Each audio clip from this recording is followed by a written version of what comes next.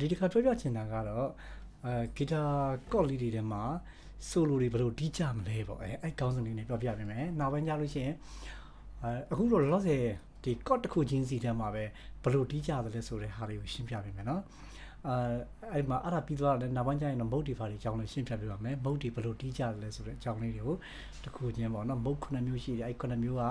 ဒီကော့ထဲမှာဘယ်လိုတီးသွားသလဲဆိုတာလေးကိုရှင်းပြပေးမယ်လောဆယ်ကတော့ဒီအခုပထမအနေနဲ့ C ကော့ထဲမှာဘယ်လိုတီးလဲဆိုတော့ရှင်းပြပေးမယ်အလွယ်တကူပြောမယ်ဆိုရင် C က C ထဲမှာဆိုရင်ဒိုမီဆိုဆိုတဲ့နှုတ်လေးသုံးလုံးတီးတယ်ပေါ့နော်ဒိုမီဆိုဥပမာ D minor ဆိုရင် Re fa la တီးတယ်ပေါ့နော် Re fa la တွေတီးတယ် E minor ဆိုရင် Mi so ti ကိုတီးတယ် F ဆိုရင် fa la do ကိုတီးတယ်ပေါ့နော်နောက်တစ်ခါ G ဆိုရင် so ti re ကိုတီးတယ်နောက်တစ်ခါ A minor ဆိုရင် la do mi ကိုတီးတယ်ပေါ့နော်ဒါအဲ့တော့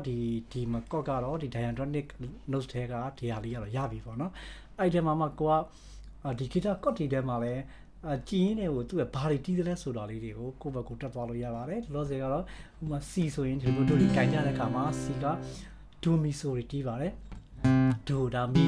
နောက်ပြီးတော့ဒီလွှတ်ကြိုးလေးက so ပေါ့နော်ဒါဒီနေရာလေးအကြောင်းသိမရှင်းကြတော့အခုကြည့်တဲ့ level ကတော့အဲ့ဒါကိုကြော်နေပြီဆိုတာကိုသိရမှာပေါ့နော်ဒီမှာ do ဒါ mi ဒါ so do mi ဆိုတဲ့ဟာလေးပေါ့အဲ့တော့ C ထဲမှာဆိုလို့ရှိရင် do mi so တွေပါအောင်တီးတယ်အဲ့တော့ဒီ C major 7ပေါ့ဒါဆိုရင် T လေးပေါင်းထည့်လိုက်တယ်ပေါ့ဒါ do T ဆိုတော့ T လေးပေါင်းထည့်ပြီးတီးတယ်ပေါ့နော်7ဆိုလို့ရှိရင်တော့ဟာကိုထည့်ပေါင်းတယ်ပေါ့နော်အဲ့ဒါလေးကိုသိရမှာပေါ့ဒါအပေါ်ယံကိုရှင်းပြတာပေါ့နော်အဲ့ဒီမှာမှကိုကဒီ A minor ပေါ့ A minor 7ဆိုရင်ဆိုထည့်ပြီးတီးတာလို့ပြောတယ်ပေါ့နော် A minor 7ဆိုအဲ့လိုမျိုးလေးရမယ်တော့ G7 ဆိုဘယ်လိုဖြစ်သွားမလဲ F ဆိုကြပါစို့ F minor ဆိုရင်ဘာလေးပြောင်းလဲသွားတယ်ပေါ့ဒါက F က fa la do တီးတယ်ပေါ့ဒါပဲထားပါတော့ la C ဆိုတော့ C F minor ဆိုရင် C ဆိုတဲ့ note လေးကိုလည်းထည့်တီးရတယ်ဆိုတဲ့အကြောင်းလေးပေါ့နော်ဆိုနေရာမှာ C လေးထည့်တီးရတဲ့အကြောင်းလေးကိုဒါမျိုးလေးတွေရှိတယ်ပေါ့နော်ဥပမာ D minor ဆိုလို့ရှိရင်ဒါ Re fa la တီးတယ်ပေါ့နော်ဒါဆိုရင်ဒါဆိုကျိုးကလေးကျိုးတစ်ချက်က Re ဖြစ်မယ်ဒါက La ဖြစ်မယ်ဒါ Re fa la ပေါ့နော်အဲ့ဒါလေးတီးတာ D minor ပေါ့တကယ်လို့ D ဖြစ်သွားမယ်ဆိုရင်တော့ဒီကောင်လေးကနေဒီဘက်ကိုရွှေ့သွားတာပဲ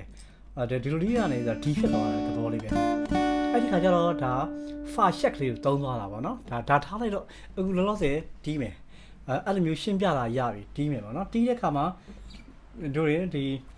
do mi so ပေါ့ C chord လေးကိုရှားတစ်ယောက်ကတီးတယ်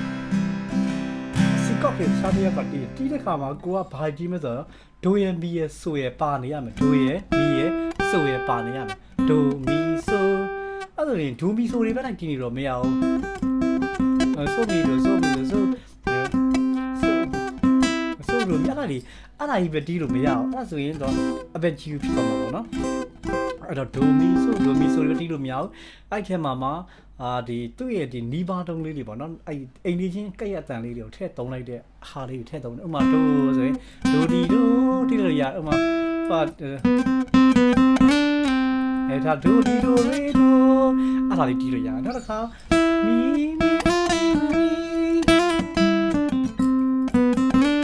ဒါကြီးသုံးလို့ရတယ်ဆိုလေးသုံးလို့ရမယ်ဆိုတီးလို့ရမယ်အဲ့နောက်တစ်ခါဒါလေးဆိုတော့သုံးလို့ရမယ်ဒိုလေးပါနေရမယ်ဆိုလေးပါနေရမယ်ဒါဆိုရင်ဒါ C ကိုပြန်ကြမယ်ဒါဆို C ကိုပြန်ကြမယ်ဒါဆိုလာတော့မီဒီမှာလည်းမီပေါ့နော်အဲ့ဒါလေးတွေပေါ့နော်ဘယ်နေရာမှာတီး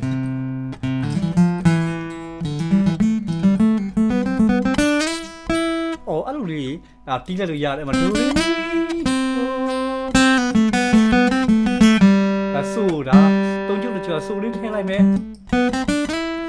အဲ့လိုမျိုးတီးလို့ရတာပေါ့နော်အဲ့တော့ကိုကနည်းနည်းချင်းပဲလိုက်တီးပါနည်းနည်းချင်းဆိုတာဥပမာ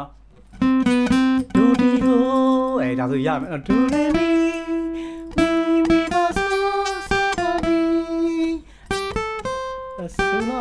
မီဒါလေးနည်းနည်းချင်းတီးလို့ရတယ်ပြီးတော့ဒီ pattern လေးတွေကိုတီးတဲ့အရှိရပုံစံလေးအတိုင်းကိုဒုတိယနဲ့တီးတာဥပမာတကြံမိုးလို့ချင်းမျိုးပေါ့ဥပမာဆိုရင် so far me do di la ဆိုလို့ရှိရင်သူ့ရဲ့ timing လေးက so far me do ဆို1 2 and 3 4ဒါမျိုးတွေပေါ့နော်1 2ဒီလာအစင်း1 2 and 3 4ဒီပုံစံလေးသွားတာကိုသူကနားထောင်လို့ကောင်းကျင်တယ်ဆိုလို့ရှိရင်အဲ့လို melody လေးတွေကပြန်ပြီးကောက်ပြီးတီးသွားရင်တော့နားထောင်လို့ကောင်းပါတယ်အဲ့တော့ဒီ so far me do re ဆိုနောက်ထပ်တစ်ခေါက်မှလည်းပြန်ပြီးအဲ့ဒါလေးပြန်ကြော့တော့လူတွေရဲ့နားထဲမှာထက်ကတည်းကပြန်ကြားတဲ့အခါကျတော့ဒါမိုက်တယ်ပေါ့ဒါလေးကလူနားဆွဲလွယ်တယ်ပေါ့နော်အဲ့လိုလေးတွေနဲ့ကြဲလေးနဲ့နားဆွဲလွယ်တဲ့အရာလေးတွေပေါ့နော်အဲ့ဒါလေးတွေရှိတယ်ရှုပ်ရက်ခက်နေရင်လည်းတော်တော်ကောင်းအောင်တီးတဲ့ဆိုလိုတွေရလို့ရှိရင်လည်းတာမန်လူတွေကတော့နားဆဲလင်မှာမဟုတ်ပေမဲ့တချင်းချိုက်တဲ့လူတွေကတော့ကြာနားထောင်ရင်အဲ့လိုရှုပ်ရက်ခက်နေတဲ့ဟာလေးတွေကိုလည်းနားထဲမှာဆွဲလွယ်ပါတယ်ဟုတ်ပြီအဲ့ဒီခါကျတော့ဒီပေါ့ C တီးတယ်ပေါ့အဒိုဒီဒိုဒါဆိုဒါရောက်သွားတယ်ဒါမီဒီယာဒါရောက်သွားအဲ့တော့ဘယ်လိုပဲနေဒီဒါဆိုဖြစ်နေဖို့ပဲလို့လေပြီးတဲ့ခါမှာဒိုရီမီဒီတယ်အဲ့ဒါလေးရှိမယ်အဲ့ဒါလေးကနေတစ်ဆင့်နည်းနည်းချင်းတီးတယ်ပေါ့နော်အနေချင်းတီးရင်းနဲ့မှာကိုကတဖြည်းဖြည်းနဲ့ဒီ harmony တွေပါတွဲပြီးတီးတက်လာမယ်ပေါ့နော်ဥပမာဒိုးဆိုရင်မီနဲ့တွဲလိုက်တာမျိုးဒါ re mi ဆို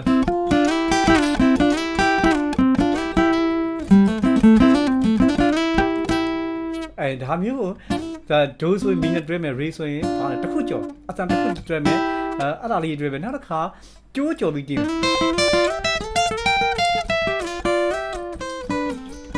ဒါတွေကကိုကဒီ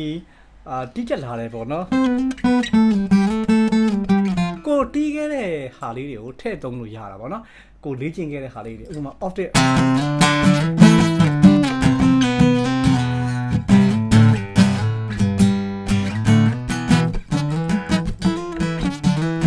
မီမှာဆုံးတာဒါ octave ပေါ့နော်အဲ့လိုပဲ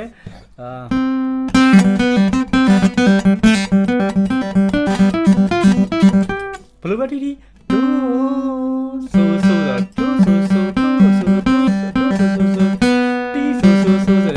လာဆိုဒါမျိုးတွေပေါ့ဘယ်လိုပဲတီးတီးဥမာဒီထဲမှာရောက်နေမှာပေါ့နော်အလုံးတွေများသွားပြီဆိုလို့ရှိရင်တဲ့ဖို့များတယ်အဲ့တော့ကိုတီးခဲ့တဲ့ skill တွေအားလုံးဒီထဲမှာချိန်ပြီးတော့ထည့်တီးလို့ရတယ်ကိုကscale တော်တော်များများကိုကွာတီးထားဘူးတယ်ဆိုလို့ရှိရင်အဲ့ဒါလေးတွေကကိုယ့်ရဲ့သချင်းထဲမှာကိုမျိုးစုံထည့်တီးလို့ရပါတယ်အဲ့တော့ဒီ Rattan Seacock လေးကိုတီးပြီးတော့နည်းနည်းတရုပ်ပြတဲ့ပုံစံလေးကိုအခုတီးပြပါမယ်